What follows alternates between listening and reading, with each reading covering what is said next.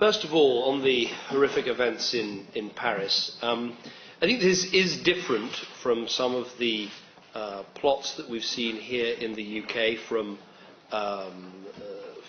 so-called homegrown terrorists. The Chancellor and I had a briefing from MI5 and MI6 during our meetings to get the latest information that we could.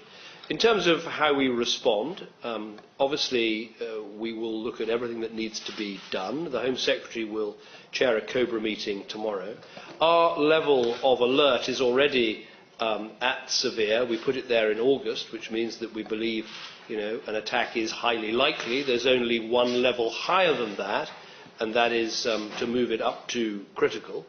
Obviously those levels are set by the Joint Terrorism Assessment Centre. They're not set by politicians, but we're already at a very high level of alert. I know the Metropolitan Police and the intelligence agencies will be looking very carefully at what's happened and see if there's anything more that can be done here and any more advice that can be given. But we're already on a very high state of alert. Our security services do an excellent job. They're working flat out already, as are the Metropolitan Police and other police forces.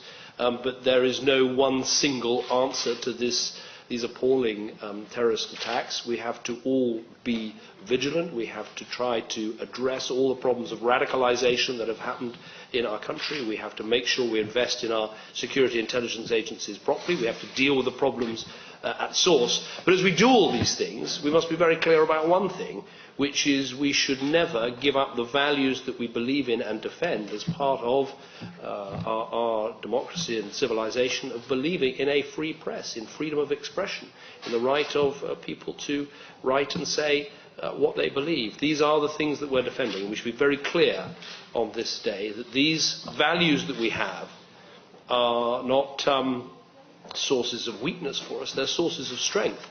The Chancellor and I were at the British Museum looking at this extraordinary exhibition. We're also here contemplating how does Britain, how does Germany make a success of itself in the years ahead. And my argument would be, of course, there are all sorts of economic things we've got to get right, but as we do that, the countries that succeed in the future, I think, will be those that stick to the values of freedom, of democracy, of the rule of law. Those are part of the things that make our economies and our societies and our political systems strong and powerful and good, and we mustn't give those up. So that's how I'd answer that question.